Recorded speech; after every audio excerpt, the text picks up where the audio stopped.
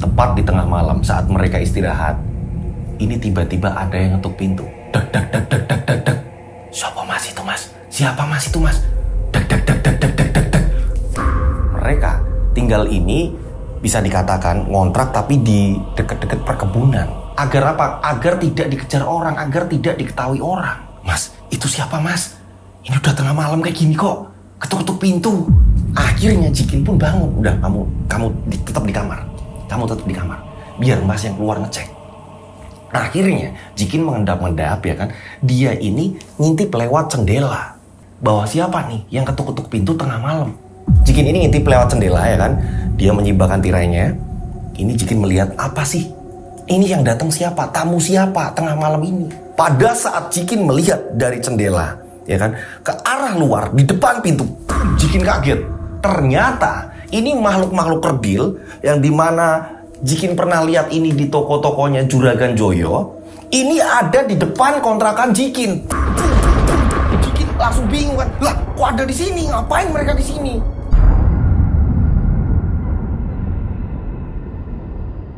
Assalamualaikum warahmatullahi wabarakatuh. Kembali lagi bersama saya Rian Agus Widodo, tentunya di channel RAW. Apa kabar semuanya? Mudah-mudahan kalian dalam keadaan sehat walafiat. Itulah doa saya. Mudah-mudahan yang ada di Indonesia, yang ada di luar negeri, ya kan, dimanapun kalian berada ini dalam keadaan yang baik, yang sehat, rezekinya lancar. Amin. Nah, saya mengucapkan terima kasih. Ini ada keluarga dari Belanda, ya kan, jauh-jauh, ya kan. Saya anggap seluruh subscriber ini bukan lagi subscriber, ini bentuk apa ya Mas Lutfi ya? Bentuk dari kita dan mereka ini udah nggak yang subscriber, melainkan keluarga gitu. Saya menganggap semua yang nonton di channel Rian Agus Widodo ini adalah keluarga saya. Ini sedikit tayangan dari luar negeri yang datang ke sini. Ini dari Belanda, dari keluarganya Bu Nelly. Nah inilah. Ku tak ingin bila harus berandai-andai lagi. Sama Tante Tina?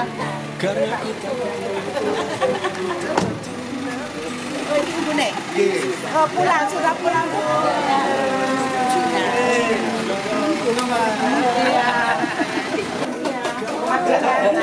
Oh ya tadi kita ke Magelang.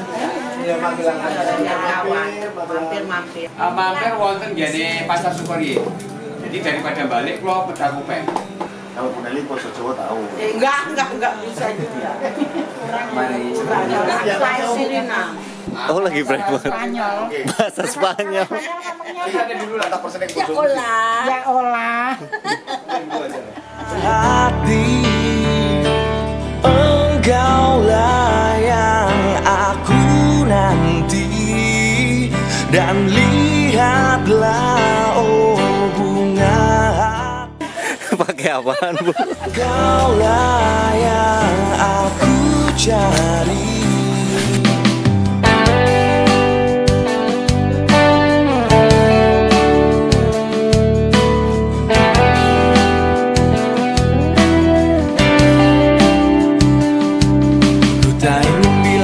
Berandai-andai lagi. Karena ku takut lebih keras bila ku terjatuh. Lain lebih sesok. Oh mungkin so itu. Tanpa diminta ke sendok kan jangan gini. Oh. Lupa mungkin. Dengarlah oh bunga hati. Engkaulah yang aku. Nah, itu tadi ya kan keseruan dari keluarganya Bu Nelly dari Belanda ini. Memang sengaja dia ini datang ke Indonesia, selain ke sanak saudara ini mampir juga ke studio kami gitu. Nah, buat teman-teman yang lain, saudara-saudaraku yang lain, kalau mau main ke studio kami monggo silakan. Akan tetapi janjian dulu agar kita bisa bertemu gitu ya. Oke. Nah, pastikan semuanya sudah absen. Ini loh gunanya absen. Ini saya walaupun terlambat untuk membalas, paling tidak saya ini akhirnya hafal satu persatu gitu ya. Siapa namanya, kotanya di mana gitu. Jadi pas ketemu udah nggak canggung lagi gitu ya. Di cerita kali ini kiriman dari subscriber, ceritanya ini sangat mengerikan sekali. Ada sepasang suami istri yang menjadi buronan oleh debt collector. Kenapa? Dia ini diburu oleh debt collector karena mempunyai hutang yang sangat besar sekali. Nah, bagi mereka tak ada pilihan lain selain melakukan pesugihan untuk melunasi hutang-hutangnya agar tidak terus-menerus dikejar debt collector. Mereka pun ini mendatangi dukun. Dukun pun memberikan beberapa penawaran pesugihan. Mulai dari pesugihan ini, ini. Nah, hingga pada akhirnya mereka ini memilih pesugihan yang tanpa tumbal. Pesugihan apa ini? Mereka memilih pesugihan Angon Tuyul. Akan tetapi, saat mereka ini mengiyakan akan memulai pesugihan tersebut dengan pesugihan yang dinamakan Angon Tuyul, mereka ini bertemu dengan seorang perempuan, ibu-ibu yang udah tua. Ini tiba-tiba memperlihatkan, seorang ibu-ibu ya kan, memperlihatkan payudaranya ini yang sudah hancur akibat menyusui tuyul. Akankah mereka tetap melanjutkan aksi mereka, atau mereka ini justru malah ketakutan karena ada seorang ibu-ibu memperlihatkan payudaranya ini yang udah hancur banget, ya kan? Ini akibat menyusui tuyul, gitu. Jadi kan semacam kayak diingatkan, akankah mereka tetap melakukan pesugihan tersebut? Tak perlu lama-lama lagi, kita langsung saja menuju ceritanya.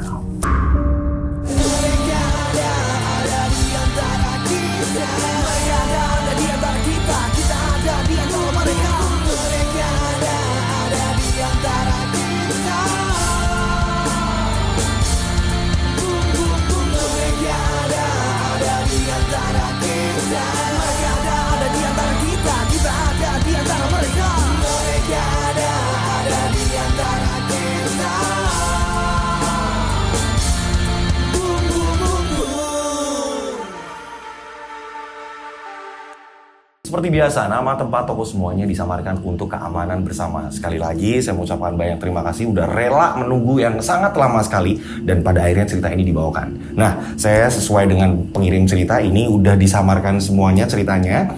Tokoh di sini kita sebut saja namanya Yeni. Yeni hidup dengan Jikin dan ketiga anaknya.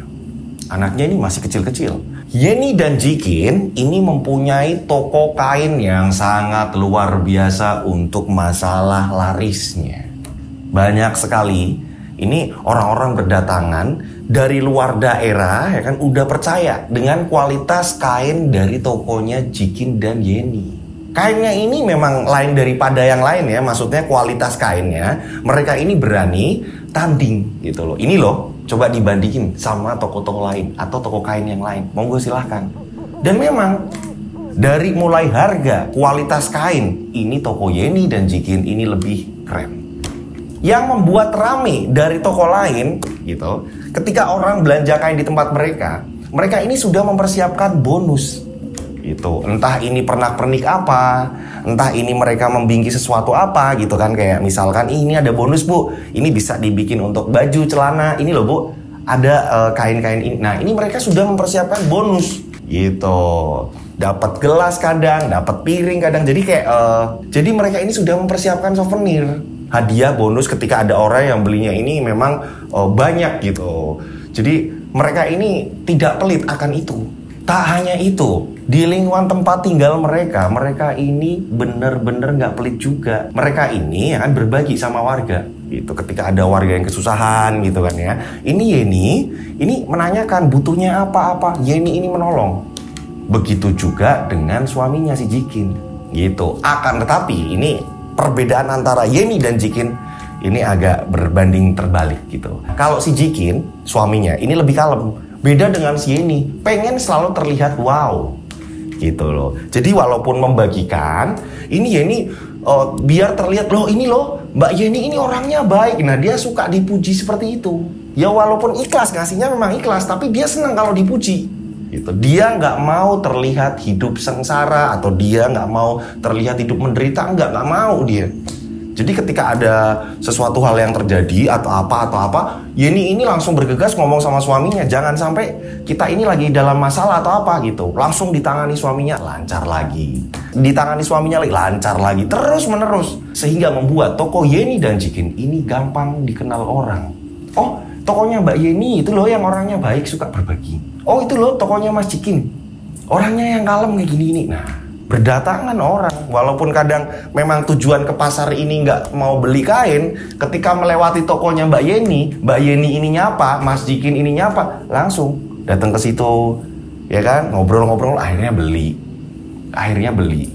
Sering seperti itu. Nah, toko-toko di sampingnya ini akhirnya gulung tikar. Karena apa? Tak mampu menyaingi toko Yeni dan Jikin. Jadi yang toko-toko sama gitu, jualannya sama-sama kain, mereka ini lebih memilih pindah dari toko tersebut daripada mereka ini konyol, kebingungan nih, ya kan? Lah, tempatnya Mbak Yeni sampai bener-bener seperti itu, ramenya seperti itu, dan memberikan bonus kepada pembeli. Ini yang terjadi akhirnya beberapa toko di kiri kanan Yeni dan Jikin, ya kan, toko yang menghimpit tokonya Jikin gitu. Mereka ini pada berpindah, sama-sama toko kain, ya kan. Ini mereka memilih untuk berpindah, membuat bisnis toko Yeni dan Jikin tidak ada saingan. Gitu. Jikin pun ngomong sama Yeni, gitu. Kita udah sering berbagi sama warga, ya kan. Alangkah baiknya kita ngadain selamatan, biar warga-warga pada datang ke sini, kita berdoa bersama. Oh ya Mas, gak apa-apa. Warga diundang untuk makan-makan bersama, ya kan? Ini tetangga-tetangganya ini seneng, saling mendoakan, gitu. Bener-bener aman, tentram, tak ada masalah. Ini sampai beberapa tahun. Mereka ini seneng. Ya ini juga ngomong sama Jikin, Mas, apa kiri kanan kita ini kita kontrak sekalian, Mas? Nggak usah, kita udah cukup segini. Udah nggak usah terlalu gimana-gimana, Mas. Tapi aku pengen, Mas, toko kita ini terlihat gimana gitu, Mas. Jadi nambah toko kan jadi tambah keren, Mas. Udah nggak usah, cukup segini aja udah cukup. Lagian perekonomian kita ini udah aman. Inilah si Jikin. Berjalannya waktu ini tiba-tiba ada seorang juragan. Dia ini berbadan gemuk, berbrewokan. Kita sebut saja namanya Juragan Joyo. Juragan Joyo ini sudah menghubungi pihak pasar gitu, pihak ruko-ruko tersebut. Ini Juragan Joyo ini ngecek. Jadi Juragan Joyo ini akan menempati ruko-ruko yang ada di kiri kanannya rukonya Yeni dan Jikin.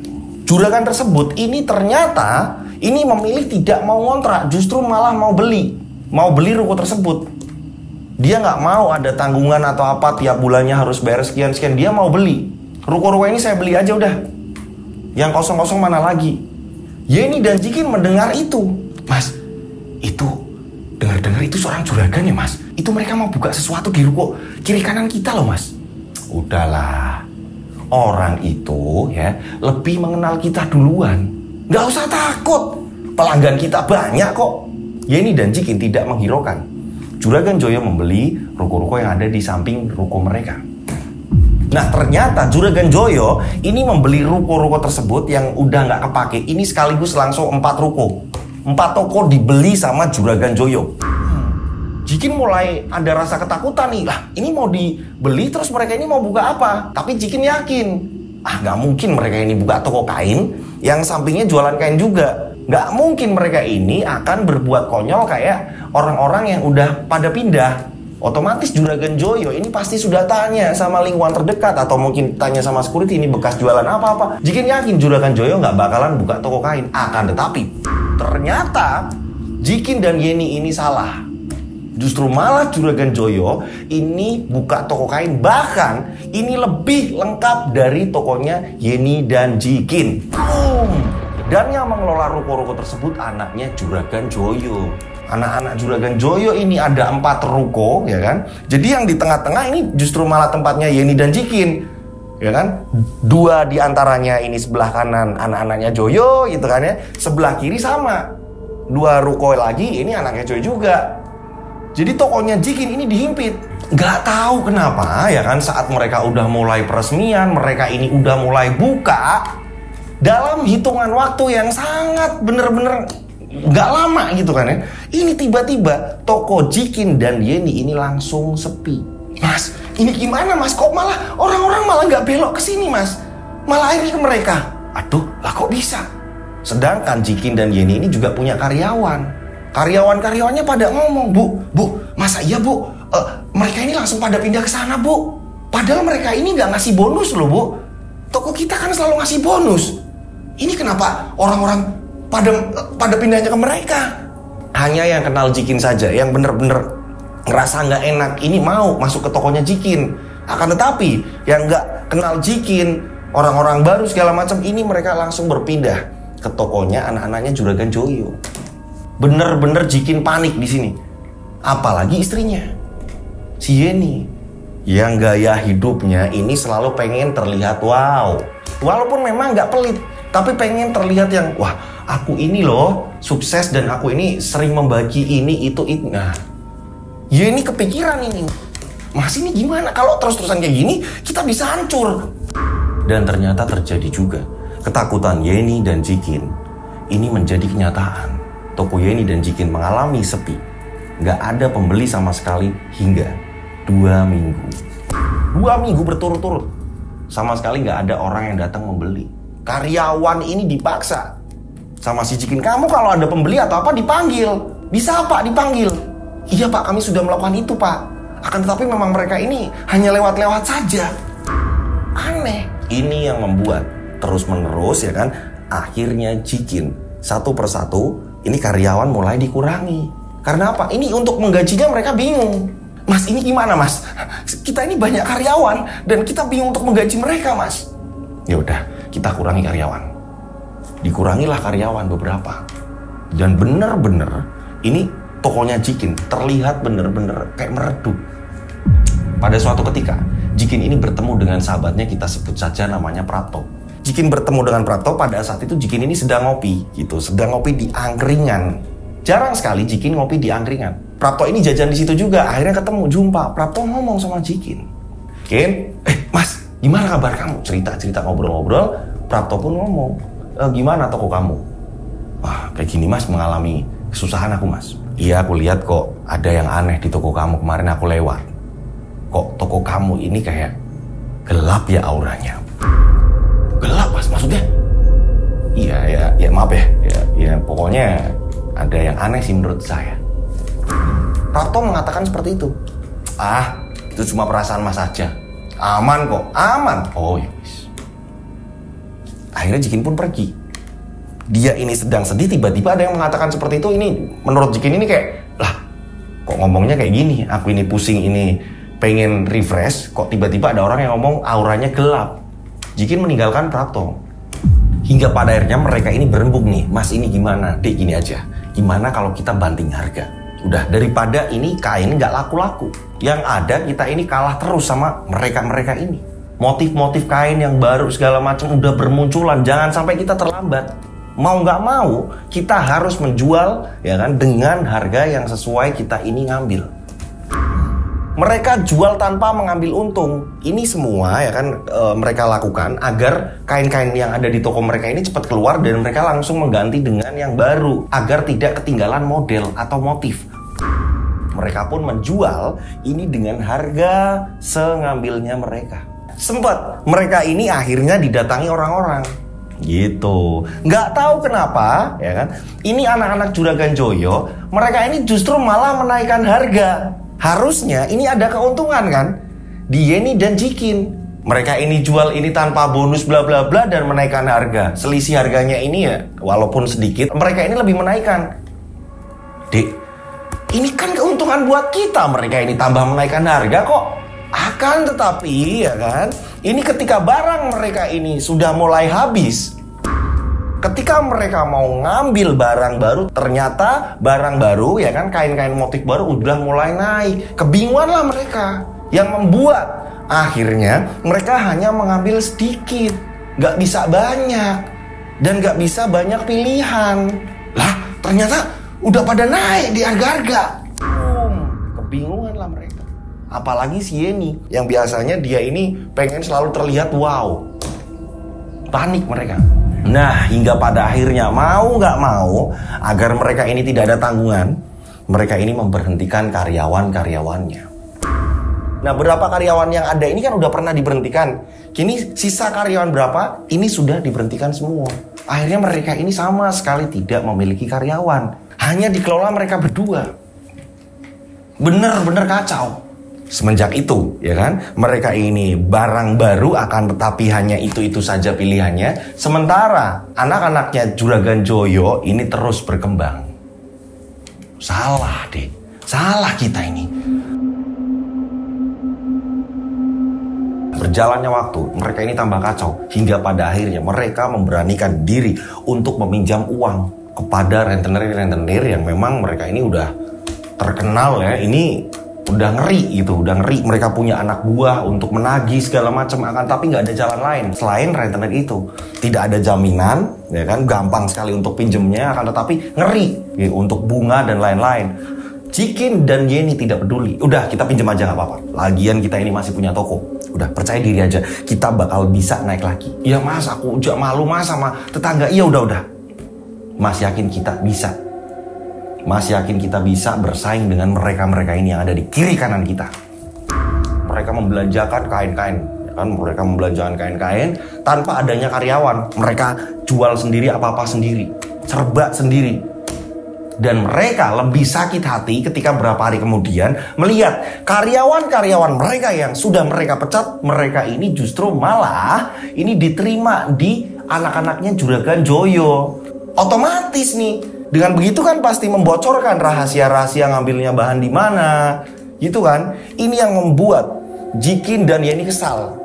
Mas, coba bayangin mas, lihat mas, karyawan-karyawan kita malah pindah ke mereka. Ya ampun mas, ini gimana? Dan ternyata emang bener. Berjalannya waktu mereka ini kalah saing. Pelayanan di keluarganya Joyo, ya kan, anak-anaknya Joyo, karyawannya ini bener-bener lebih hebat. Apalagi bekas didikannya Jikin sendiri. Jikin kebingungan, bener-bener pasrah, bingung. Ini harus gimana? Aku nggak ngerti.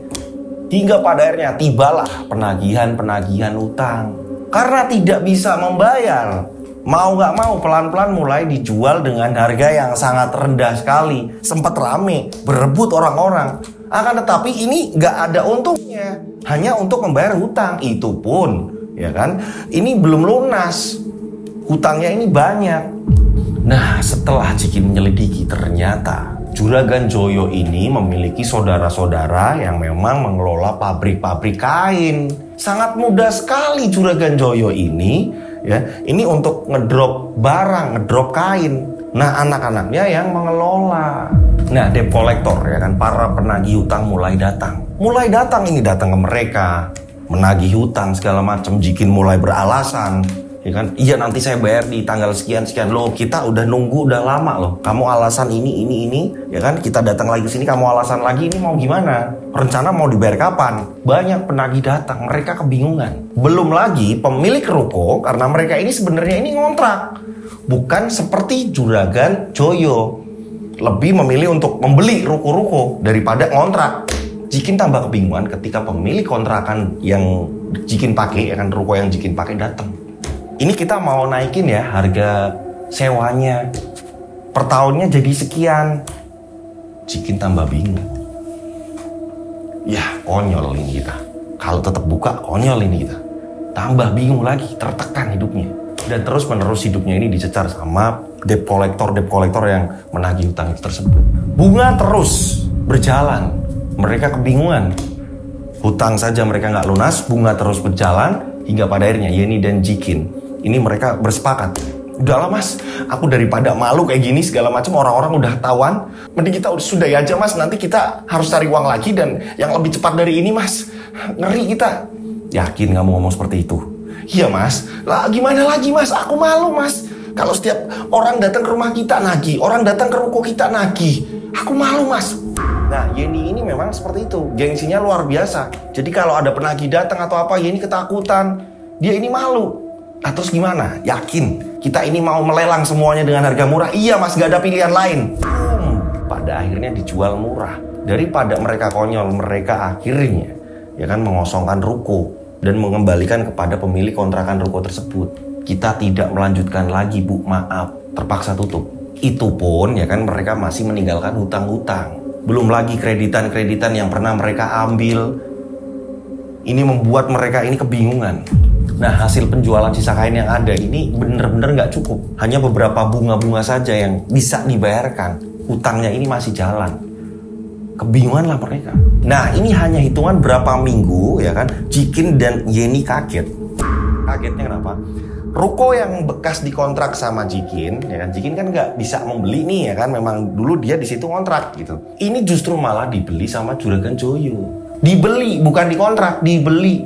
Dan ada orang lain yang mengelola ruko tersebut ini dengan bisnis kain juga gitu. Entah itu masih sanak saudaranya Juragan Joyo atau apa. Dan anehnya ini kan berarti semakin berderet. Ada 5 ruko dari anak-anak Juragan Joyo beserta dari mungkin sanak saudara yang menempati rukonya Jikin. Ini semuanya rame, laris, dari manapun pada berdatangan. Jikin dan ini kesel. Mas, itu kok jadi kayak gitu sih mas? Kita tinggalin kok mereka malah tambah ramai seperti itu? Panik lah mereka. Lah kok ngene uripku. Berjalannya waktu gali lubang, tutup lubang, ini nggak mempan. Karena seringnya debt collector datang, mereka ini pun akhirnya ngumpet. Ngumpetnya kemana? Ngumpetnya ke rumah ibunya Jikin. Anak-anak juga ketakutan. Sering sekali anak-anak ini ngomong sama si Jikin, Pak, tadi ada bapak-bapak ini datang, bapak-bapak ini datang, ibu ini datang lagi ini. Nah, ini yang membuat Jikin dan istrinya ini berembuk. Akhirnya anak-anak dipindahkan ke tempat ibunya Jikin. Begitu juga Jikin dan istrinya tinggal di situ. Apalagi Yeni yang memang dia ini gengsinya besar, ya kan? Ini nggak mau nih tinggal di rumahnya. Terus akhirnya ada banyak tamu segala macam lagi utang. Ya udah terpaksa. Yeni pun mengiyakan ajakan Jikin tinggal di tempat ibunya Jikin. Nah, mereka ini hidup bagai buron. Bener-bener dicari orang. Jikin ini ngomong sama si Yeni, udah gini aja deh, gimana kalau rumah kita ini jual? Alah mas, janganlah mas, aku aja udah malu didatangi orang terus nagih utang. Apa kata tetangga coba? Kita udah bangkrut di toko terus kita jual rumah. Enggak mas, jangan rumah. Kita ini ya kan membuat rumah itu dari awal, dari nol, dari pernikahan kita ngumpulin uang segala macam. Ini dari susah payah kita mas. Masa iya mau dijual? Dia nggak ada pilihan lain. Aku nggak mau, aku nggak setuju. Aku malu sama tetangga-tetangga kita. Mas, aku udah nyaman tinggal di situ. Semua tetangga pada hormat sama aku. Kamu jangan ngomong soal hormat. Udah, nggak mas, aku pokoknya nggak mau. Dia ini bersikukuh nggak mau jual rumah. Akan tetapi mereka juga harus melunasi utang. Belum lagi kreditan-kreditan yang terus mengejar. Bahkan nama mereka pun sudah tidak bisa ini untuk mengajukan apa ke bank atau apa enggak, udah di blacklist. Setoran yang sangat kacau, ya kan, bener-bener kayak udah buronan.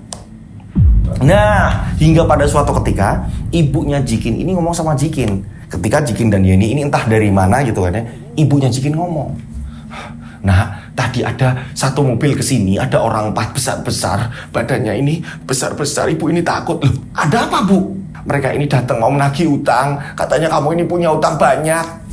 Wah, Jikin tambah bingung. Lah, kenapa mereka jadi tahu? Siapa yang ngasih tahu? Mereka ini udah ngumpet nih di suatu kampung ya kan, rumahnya Jikin. Ini kenapa mereka jadi tahu? Sedangkan Jikin ini udah sempat matikan handphone segala macam, kok mereka malah jadi tahu ke tempatnya ibu. Jikin bingung. Hal ini pun diketahui oleh Yeni. Pada suatu ketika Jikin ini ingat, ini aku dulu pernah di angkringan, aku sedang ngopi, tiba-tiba Prapto datang. Prapto mengatakan hal seperti itu, di mana dia tahu kondisi perekonomianku. Apa aku perlu ke sana? Siapa tahu Prapto bisa menolong. Hingga pada akhirnya Jikin menuju ke rumah Prapto. Kata istrinya, Prapto ini belum pulang kerja. Pulang kerjanya jam sekian. Biasanya dia ini di tempat ini. Kalau belum pulang, biasanya Prapto ini nongkrong di suatu tempat ini. Nah, akhirnya singkat cerita Jikin pun ketemu sama Prapto di tempat yang sudah ditunjukkan sama istrinya Prapto. Jikin cerita, Mas, aku mau tanya. Dulu aku pernah waktu ngopi di angkringan, kamu tiba-tiba ngomong mengenai kondisi suramnya tokoku dan auranya gelap segala macem. Aku pengen ngerti, Mas. Ya, aku ngerti kamu juga udah tutup kan. Kamu udah nggak jualan lagi, aku juga udah tahu. Aku udah sering lewat di situ.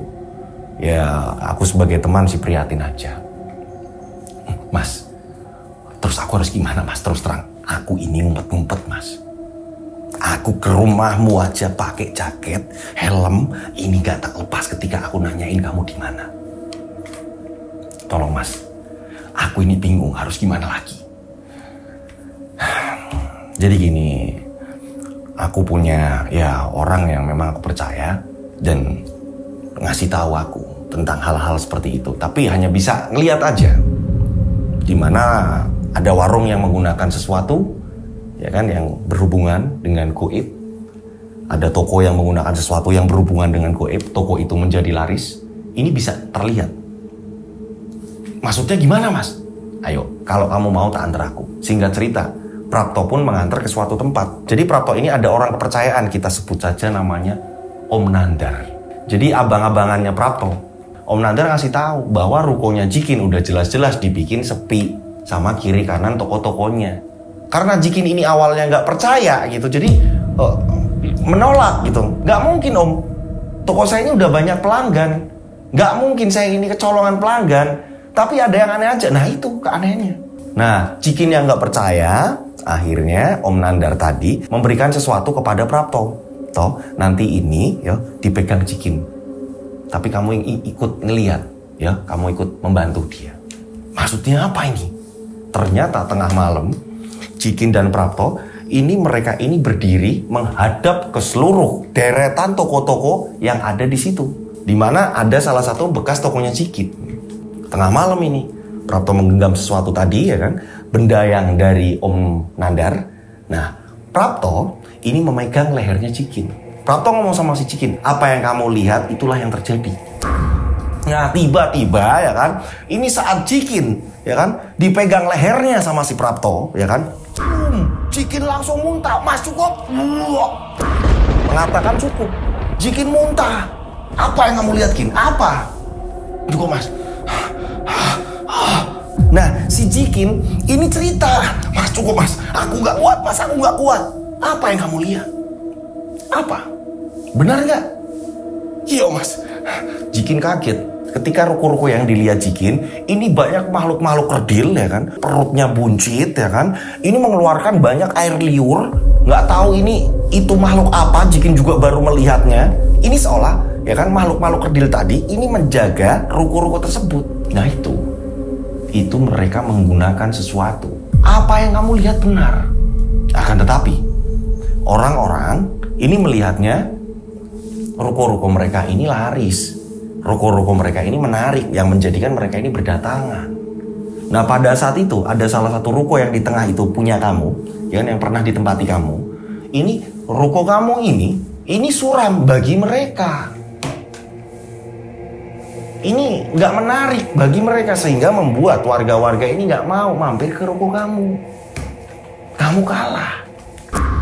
Akhirnya Jikin pun pulang, bercerita sama si istri bahwa ini udah nggak beres. Juragan Joyo ini menggunakan pesugihan, menggunakan penglaris yang membuat ruko kita ini kalah. Ternyata Yeni juga punya cerita. Cerita apa? Yeni menceritakan, mas, debt collector itu ini udah mulai tahu rumah ibu. Sudah berapa kali selama kamu keluar tadi, aku dicari-cari mas. Aku kebingungan. Aku nggak tahu harus alasan apa. Nah, karena di rumah ibunya Jikin sudah dipastikan tidak aman, bahkan debt collector ini sudah tahu mereka ini tinggal di mana sekarang gitu kan ya. Hingga pada akhirnya mereka berembuk, mereka memutuskan untuk mengontrak. Mengontrak sebuah rumah yang memang ini agak jauhan dari rumah ibunya. Anak-anak ini ditinggal di tempat ibunya biar aman. Mereka ini ngontrak. Nah, mereka memutuskan mengambil sebuah kontrakan yang kecil sekali. Ini jauh dari orang yang tahu gitu kan, nggak ngerti nih bahwa Jikin dan Yeni tinggal di situ, nggak ada yang tahu. Ibunya juga sudah dipeseni. Nanti kalau ada orang yang kesini nyari lagi, bilang aja bu, nggak ngerti, pergi keluar kota atau kemana, udah gitu aja bu jawabannya. Ibunya udah dipeseni nih, ibunya si Jikin. Setelah mereka sudah menemukan kontrakan itu, ya kan mereka tinggal di situ. Jikin ini bilang sama Yeni, aku mau nyari jalan keluar. Siapa tahu ada solusi untuk hutang-hutang kita ini biar teratasi, biar terlunasi. Yeni pun bilang, iya mas, hati-hati. Nah, Yeni pun sudah sempat diceritakan ya kan mengenai ruko-ruko yang menggunakan bisa dikatakan kayak penglaris, yaitu Juragan Joyo menggunakan penglaris ya kan, yang melihat ada makhluk-makhluk kerdil yang berkeluyuran ada di deretan toko mereka. Yeni sudah diceritakan.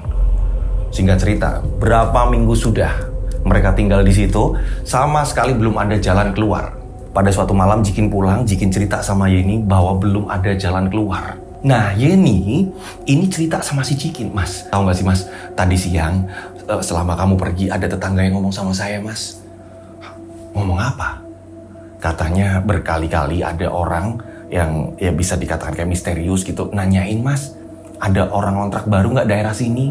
Nah tetangga ini masih bingung mas mau menuju ke kontrakan kita atau apa. Nah tetangga itu ngomong sama saya mas. Jadi ada orang yang mulai curiga mas kalau kita tinggal di sini. Aduh, kok bisa gini? Jadi kehidupan mereka benar-benar mencekam, dikejar-kejar utang yang jumlah nominalnya ini besar. Jikin sudah mengatakan, apa gini aja deh, kita jual rumah aja untuk biayai semuanya. Alah, aku nggak mau mas, aku nggak mau. Pokoknya aku nggak mau sampai jual rumah, aku nggak mau mas. Yeni benar-benar nggak mau. Nah, hingga pada akhirnya mereka pun memutuskan untuk istirahat, memikirkan masalahnya untuk esok lagi, gitu kan. Nah, tidurlah mereka. Tepat di tengah malam saat mereka istirahat, ini tiba-tiba ada yang ngetuk pintu. Dek, dek, dek, dek, dek, dek, dek. Siapa mas itu mas? Siapa mas itu mas? Dek, dek, dek, dek, dek, dek, dek, dek.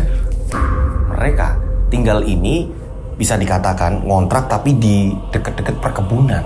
Agar apa? Agar tidak dikejar orang, agar tidak diketahui orang. Mas, itu siapa mas? Ini udah tengah malam kayak gini kok. Ketuk-ketuk pintu.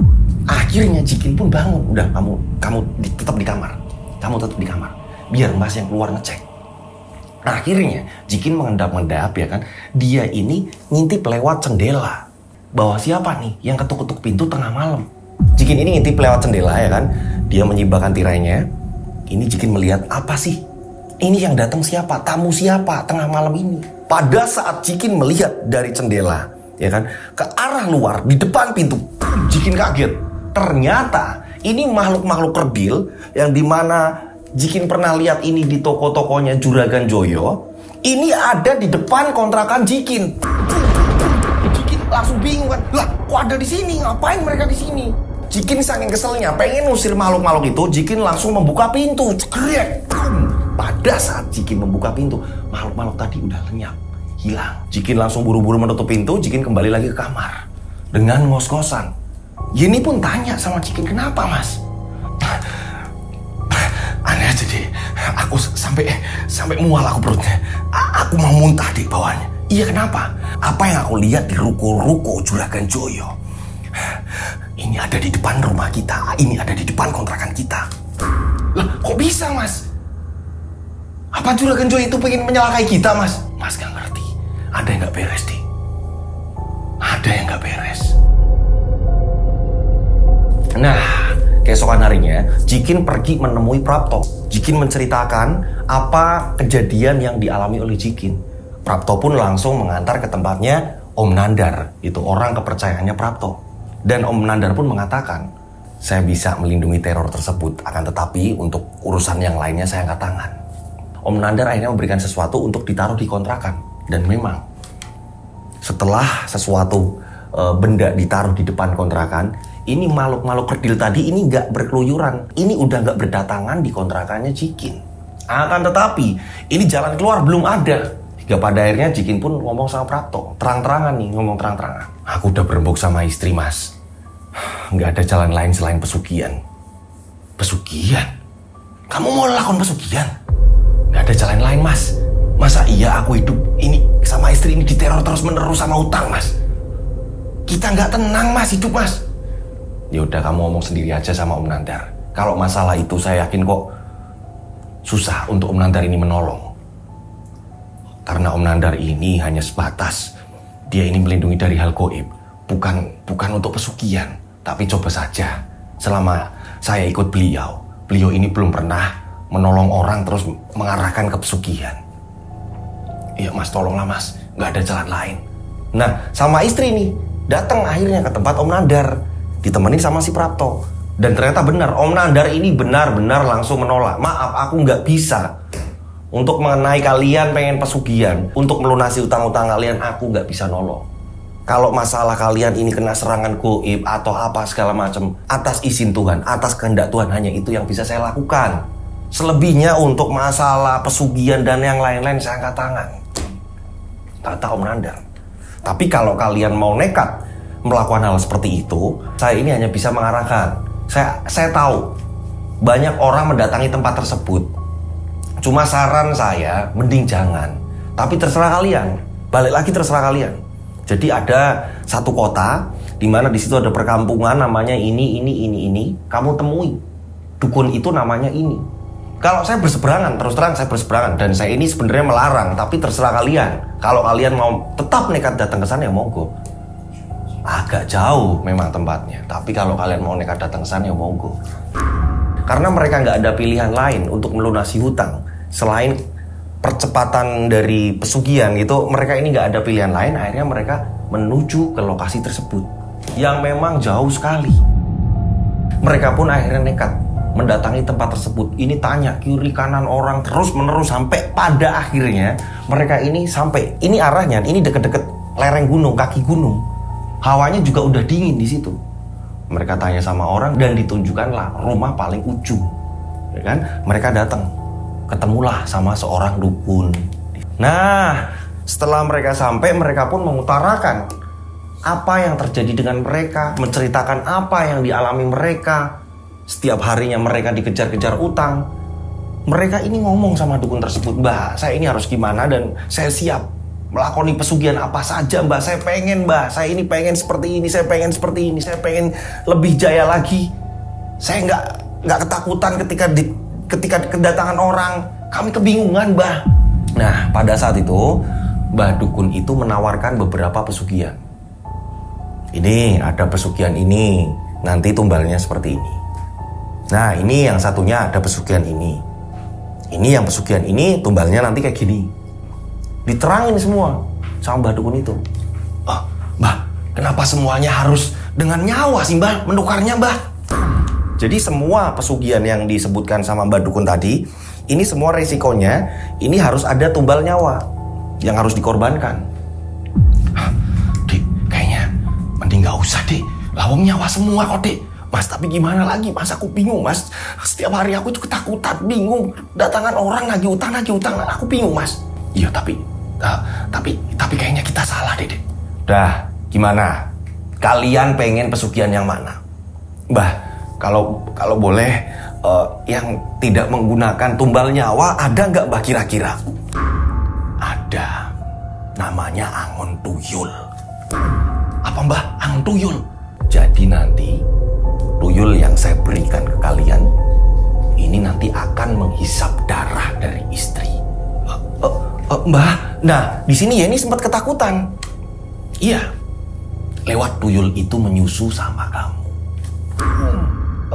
"Tapi Mbah, itu nanti ada efek gimana enggak?" "Lah, yang jelas itu yang tidak memakan tumbal. Terserah kalian. Kalau mau dilanjut, kalian pilih yang mana ya monggo, ayo.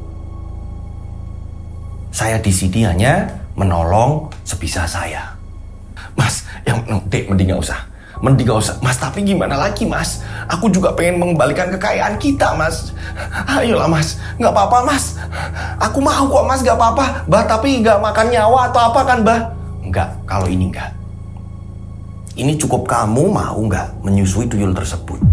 "Mas, gak apa-apa lah, Mas. Udah gimana lagi, Mas? Gak ada cara lain, Mas." "Dek, tapi mending jangan, Dek. Masih mending kita jual rumah untuk melunasin semuanya, Dek." "Mas, aku gak mau, Mas. Aku gak mau jual rumah." "Aku siap, Mas. Aku siap." Nah, di sini Yeni karena memang dia gengsi, dia nggak mau nih jual rumah dan dia menyanggupi untuk menyusui tuyul. Padahal di sini Jikin ini kayak nggak tega, nggak mau. Hingga pada akhirnya si dukun itu bilang, "Ya sudah, dipikirkan matang-matang. Kalau sudah mantep, silahkan datang kemari. Nanti tak persiapkan apa yang kalian mau." Setelah dari dukun, ya kan, mereka ini pulang. Selama perjalanan mereka ini bentrok.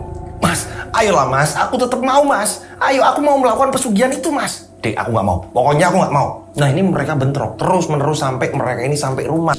Mereka ini debat. Yeni ini menginginkan dia mau menjalani pesugihan Angon Tuyul tadi, sedangkan Jikin ini nggak tega, nggak mau jika istrinya ini harus menyusui tuyul.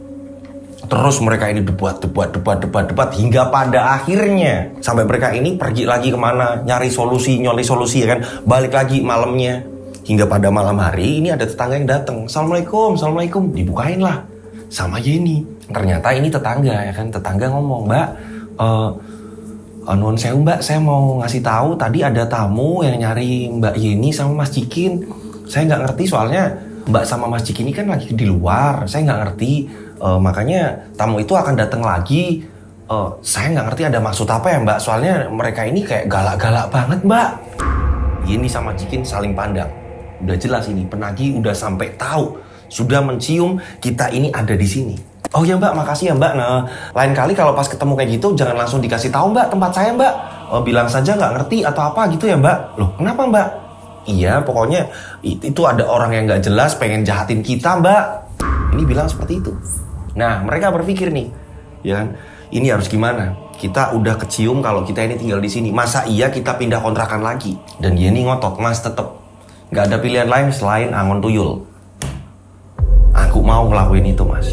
Ayo mas kita jalan, ayo kapanpun, ayo aku mau. Nah lama-kelamaan juga Jikin kehilangan akal. Udah bener-bener terserah sama si Yeni. Yaudah, nanti malam kita jam sekian kita datang ke tempat dukun tersebut. Ini kemauan kamu ya, kalau aku enggak. Udah mas, nurut sama aku mas, tolong sekali ini nurut, gak ada pilihan lain. Ya udah terserah. Hingga pada akhirnya kan mereka malam menuju ke rumah dukun tersebut. Jalan mereka. Di tengah perjalanan ini hujan deras. Mau menuju ke tempat dukun tersebut yang memang jauh sekali. Ini hujan deras. Mereka ini naik motor. Hingga pada akhirnya Jikin ini memutuskan untuk nyari tempat teduh. Dia ini kalau dipaksain kita basah kuyup yang ada. Kita justru malah sakit. Kalau bisa kita nyari tempat teduh. Yaudah mas kita nyari tempat neduh. Nyari kiri kanan udah mulai hutan ya kan, baru ada perumahan, baru ada rumah lagi, jalan lagi, hutan lagi gitu kan ya. Mereka nyari tempat teduh. Mas itu mas ada warung, kita neduh di situ dulu mas. Akhirnya mereka belok ke warung, neduh di situ.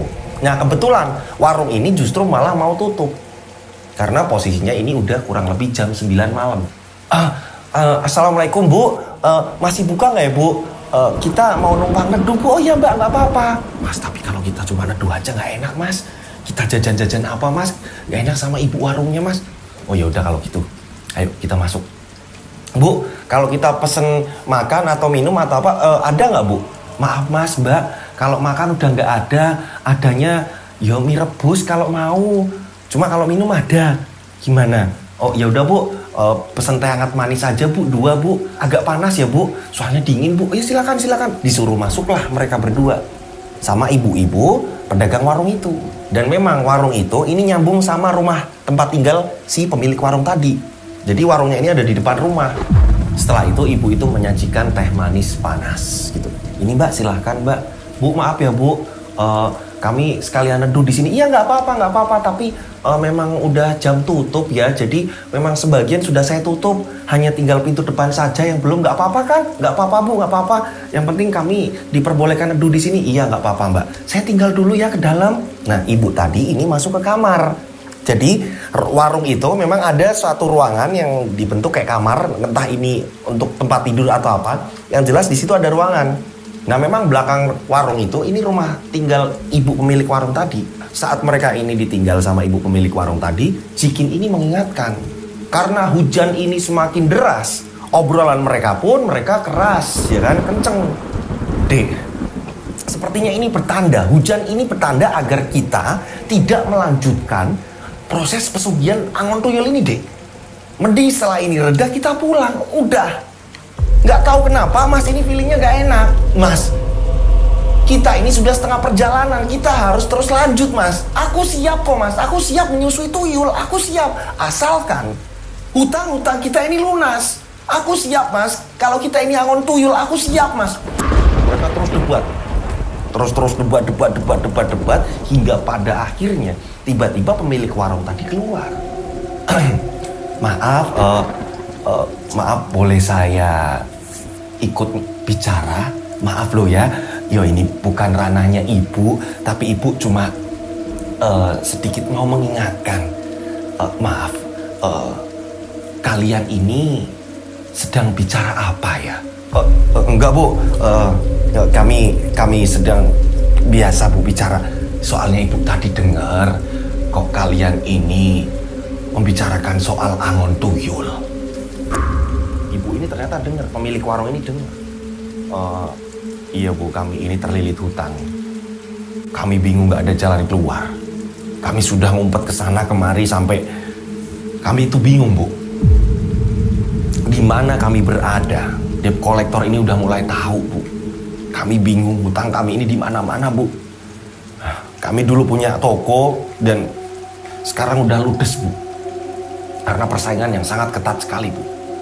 Nah, ini kami mencari sesuatu yang memang ternyata ini kok pantangan, ini kok terlalu bertolak belakang dengan hati saya. Sedangkan istri saya ini bersikukuh pengen melakukan hal itu, Bu. Iya, saya dengar. Maaf ya, yakin kalian mau melakukan angon tuyul, pesugihan angon tuyul? Apa iya gak ada jalan yang lain? Bu, saya bingung, Bu. Saya dan suami gak ada jalan lain, Bu. Akan tetapi saya mau melakukan hal itu, Bu. Kami bingung, Bu. Gimana ya cara ngomongnya? Saran ibu mending cari jalan lain yang tidak berhubungan dengan pesugihan. Bu, tapi nggak ada cara lain, Bu. Kami udah nggak ada uang lagi selain jual rumah. Dan saya nggak mau, Bu, kalau jual rumah. Apa kata tetangga, Bu? Masa iya dulu saya yang biasa berbagi sama orang, yang dulu toko saya maju, sekarang saya malah jual rumah gara-gara terlilit utang. Saya nggak mau, Bu. Maaf, nama kalian siapa? Saya Yeni, Bu, dan suami saya ini Mas Jikin, Bu. Nama Ibu Ipah.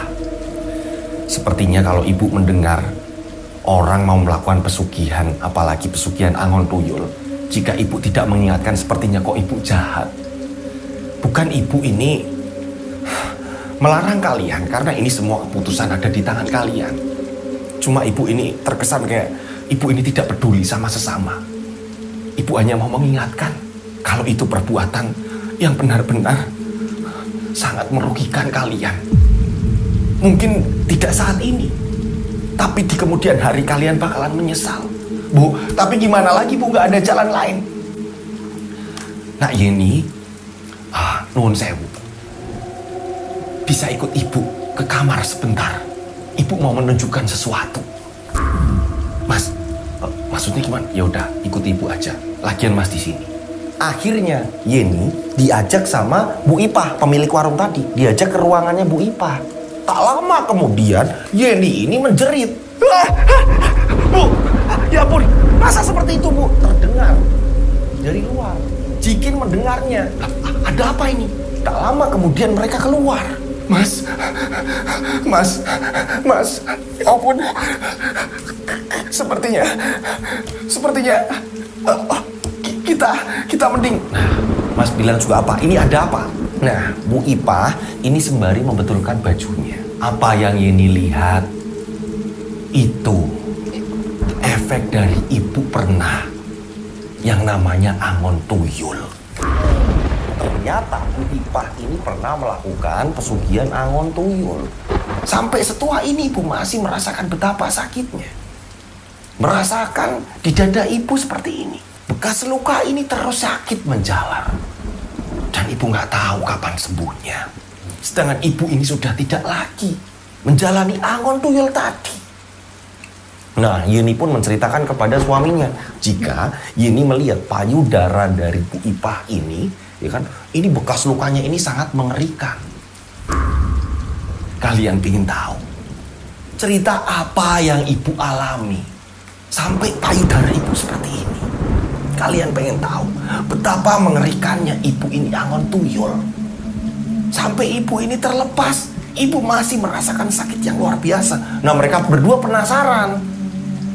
Ini Bu Ipah kok bisa sampai ngasih tahu seperti ini dan dulu melakukan hal yang seperti apa? Prosesnya ini seperti apa? Kalian penasaran semuanya? Ini kok tiba-tiba mereka ini justru malah diberhentikan oleh seorang ibu yang pernah melakoni pesugihan angon tuyul. Kalian penasaran Bu Ipah ini dulu prosesnya sampai sakitnya seperti apa gitu kan? Penasaran kan? Saksikan di part 2-nya. Ceritanya lebih mengerikan lagi nih di part 2-nya. Ini kenapa Bu Ipah bisa seperti ini. Dan kalian harus wajib tetap nonton di tayangan part 2-nya. Gitu, ini penyebab Bu Ipah payudaranya bisa penuh dengan luka sampai pada masa tuanya. Ya kan? Pesugihan angon tuyul. Saya mengucapkan terima kasih buat pengirim cerita. Ini sangat epic sekali ceritanya. Buat teman-teman di rumah, ini wajib melanjutkan di part 2-nya. Penyebab dari Bu Ipah ini sampai seperti itu. Gitu ya. Nah, buat teman-teman di rumah ya kan, Ini kalau mau ngirim cerita, mohon maaf ya kan, ini segera diulang lagi nih cara ngetiknya segala macam biar mudah dihafalkan. Gitu. Caranya gimana? Caranya seperti ini. Nah, dikirim per paragraf atau per kalimat, jangan sampai kalian ini ngirim tanpa titik dan koma, yang ada kami bingung untuk menghafalnya gitu. Ya, ini ditulis per paragraf atau per kalimat, kronologi awalnya seperti apa, nama yang mau disamarkan jelas gitu kan ya. Ini benar-benar harus teliti gitu, kronologinya awalnya seperti apa, terus penampakan hantunya seperti apa, penyelesaiannya seperti apa. Dikirimnya per paragraf atau per kalimat. Nih ada salah satu contoh cerita yang memang gampang untuk dihafalkan. Kirimnya kemana? Kalian bisa kirim ke DM Instagram saya @dodosinjo, atau kalian bisa kirim ke nomor WhatsApp saya 085870433336, 3-nya 4 kali. Saya ulang 085870433336, 3-nya 4 kali. Seperti biasa dikasih nama dan nama kota, jangan sampai tertumpuk. Ya, ini ketika kalian tidak memberikan nama atau nama kota, ini bisa tertumpuk WhatsApp-nya gitu ya. Yang ada saya lupa nih, udah tertumpuk banyak banget, lupa untuk nge-save. Makanya kalau pas lagi WA ke saya, ini dikondisikan langsung ngasih nama dan nama kota gitu. Jadi pas ketika tertumpuk pun saya masih bisa untuk nge-save gitu. Oh, namanya ini. Nantinya juga akan saya masukkan ke dalam grup WhatsApp. Tujuannya ketika ada tayangan baru kalian langsung dapat informasinya dari handphone saya gitu. Oke, saya berdoa mudah-mudahan penikmat channel Rian Agus Widodo ini banyak rezeki melimpah. Amin. Selalu dilindungi Allah Subhanahu wa taala. Amin. Dijauhkan dari mara bahaya. Amin. Panjang umur, sehat selalu. Amin. Ya, yang masih jomblo mudah-mudahan didekatkan jodohnya. Amin. Yang lagi meniti karir mudah-mudahan diberikan kesuksesan. Amin. Akhir kata saya Rian Agus Widodo mengucapkan wassalamualaikum warahmatullahi wabarakatuh. Mereka ada di antara kita. Mereka ada di antara kita. Subscribe channel Rian Agus Widodo, kisah misteri. Mereka ada di antara kita. Nyalakan lonceng, notif, tinggalkan komen, share. Mereka ada di antara kita. Mereka ada di antara kita. Kita ada di antara mereka. Mereka ada di antara kita. Mereka ada di antara kita. Mereka ada di antara kita. Kita ada di antara mereka. Mereka ada di antara kita.